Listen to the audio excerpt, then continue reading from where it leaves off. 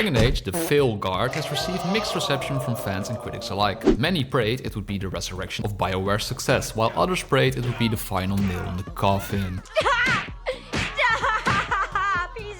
He's dead. Because basically everything I had seen from the game looked absolutely terrible, I avoided it as well. But as certain people were curious about my thoughts on the game, I bit the bullet and decided to finally review it. Making this review is impossible though without at least mentioning this video. In it, I looked at what all of the previous Dragon Age games did well and not so well, and how Bioware could implement it all to make Veilguard a good video game. Safe to say, I ended up predicting a lot of things they were gonna get absolutely wrong, but also definitely some good things about it here and there as well. I highly recommend you watch it, but if you can't be bothered, here's the review of a guy who spent hundreds of hours in Dragon Age Origins 2 and Inquisition, and now also dozens of hours in Veilguard. Let's start off with the story. So we set our sights on a pair of elven gods. Like it's easy. Everything you've spent the last 10 years reminiscing and fantasizing about is absolutely gone, as Veilguard basically starts you off from scratch, with an unknown main character, unknown locations and unknown companions except for Varric and Scout makes my wiener hard.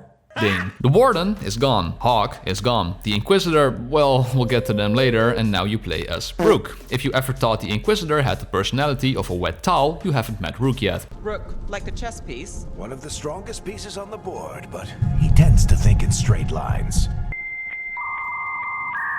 The diabolically dreadful emotional response wheel is back in its full obscurity, and it doesn't help that every answer Rook hands out, he or she gives with the same tone and emotional awareness as an HR manager trying to explain to a part-time intern why he's not allowed to make funny remarks to the 47-year-old recently divorced company hag.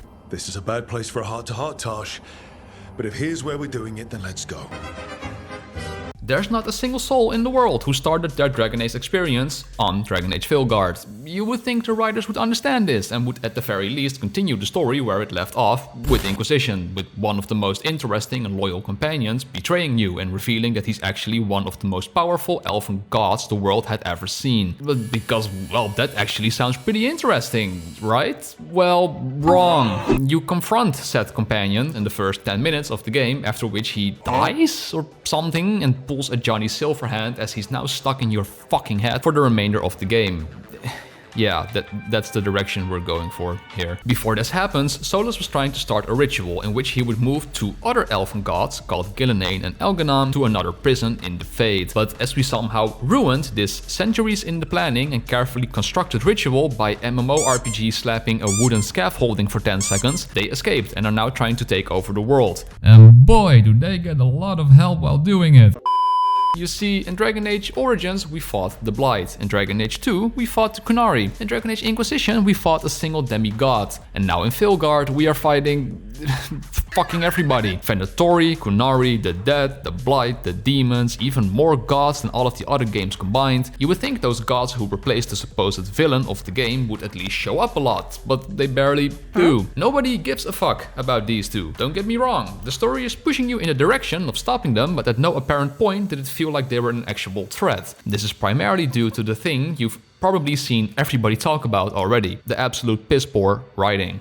They turn her into something blighted and ugly and wrong.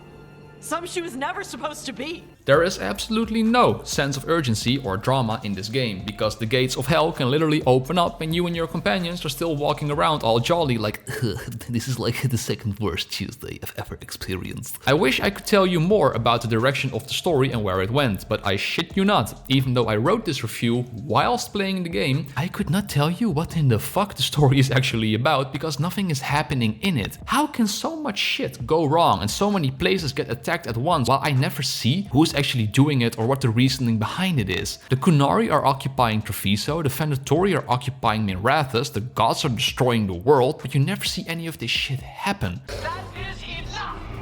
We have urgent need of your strength elsewhere. Return to me!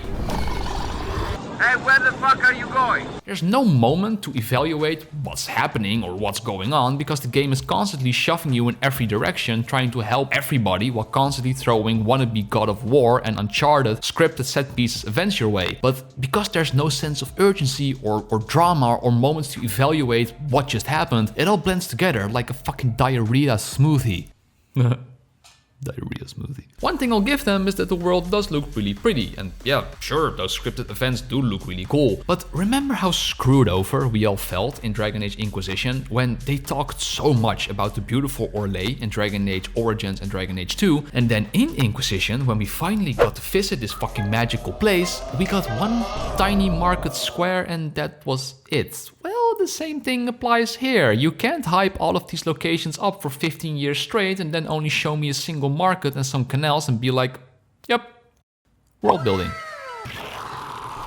I'm sure I'll say something controversial here, not like that's anything new, but I actually like the combat in Veilguard. It's snappy, responsive and impactful. Spell combinations and cross-class combos aren't really a thing anymore, but they compensated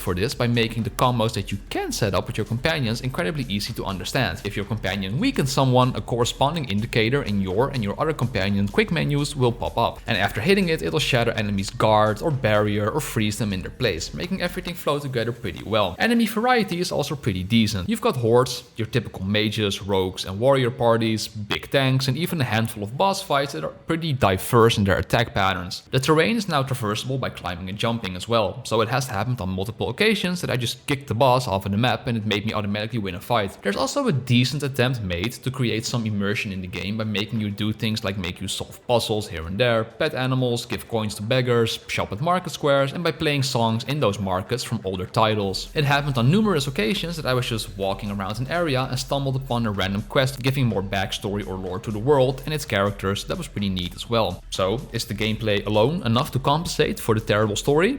Hell no. The first and most prominent issue you'll run into is the fact that the game, and because of that also the fights, drags on for way too long. It just throws a handful of enemies at you around every corner and no type of enemy variety or snappiness can save the soul-crushing boredom you will see from this. The second issue is that every class now plays the exact same. Everybody just follows you, and if you don't do anything, trust me, neither will they. The whole classic RPG setup of a tank, well, tanking, a rogue flanking and a mage delivering support is absolutely dead. Now, everybody is a DPS tank, so every class ends up basically doing the exact same shit. This is fun for like a day or two, but man, do you fight a lot in this game. With any difficulty above the easiest one, enemies turn into damage sponges, to the point where I halfway through the game sincerely couldn't be bothered anymore during certain boss fights to actually, well, fight them, as they were taking forever to die. And I finally succumbed to the boredom and just reduced the difficulty, something I normally never do, but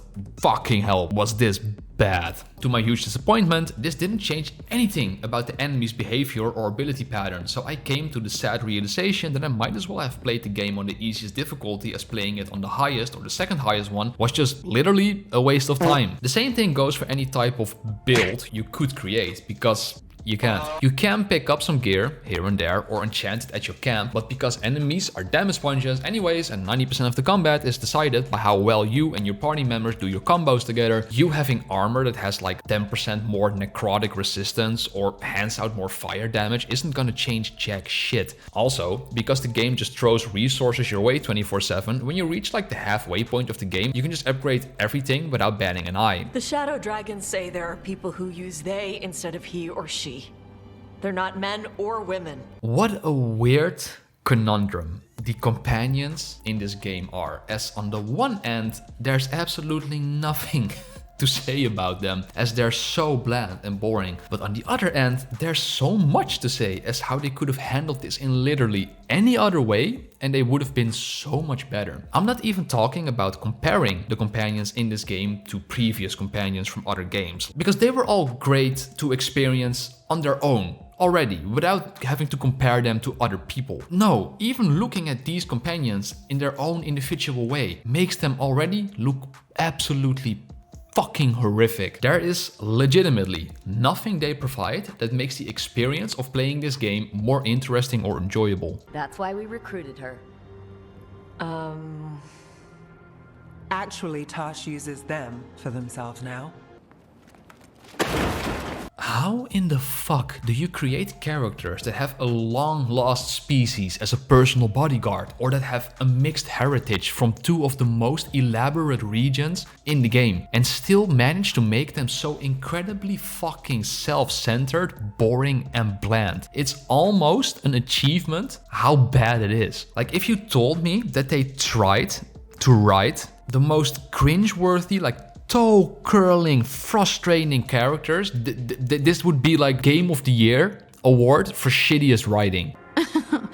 Something like that. I remember when I was in high school and played games like Dragon Age Inquisition, I cared so little about the story and I actually wanted more companion interaction like crazy. It was my favorite part of the game, to check up on them after every mission, to see what they had to say. Did they approve of what I did? Were they gonna try to, I don't know, show me a different path to follow? I wanted to start at new playthroughs, to romance other people. That was like 50% of the Dragon Age experience to me. Here, you can't even talk to these people if it's not related to a quest or their underlying squabbles between each other. And that alone wouldn't be such an issue if they at least had the slightest bit of a fucking personality. Remember when you were romancing characters like Morrigan or Blackwall in previous games, how at first you fell for their looks or their personality, but throughout the game more and more doubt seeped in if these people were actually who they said they were, and like what their intentions were, or how you took insanely questionable people along with you like Sten or Fenris, people who didn't portray any emotion and had like a dark past or dark secret, but the better you got to know them, the more you realized they actually could be turned into brothers for life who would be loyal to you until the very end. Yeah, that was great, right? Yeah, well, wow, yeah. Well, fucking forget about all of that in this game. The characters act like a bunch of 12-year-olds who cannot handle their emotions. They blurt out every single thought, which ranges from them not liking their coffee to the fact that they're not sure if they're a fucking man or a woman. Whew. Someone or something already took down the guards. I can't decide if that's good or bad. Last but not least, the lack of role-playing and just overall depth. Something I haven't even touched upon yet, as I didn't know where to shove this into the review, as it was basically a noticeable issue during both the story, the writing and the gameplay. Who in the fuck is this game for?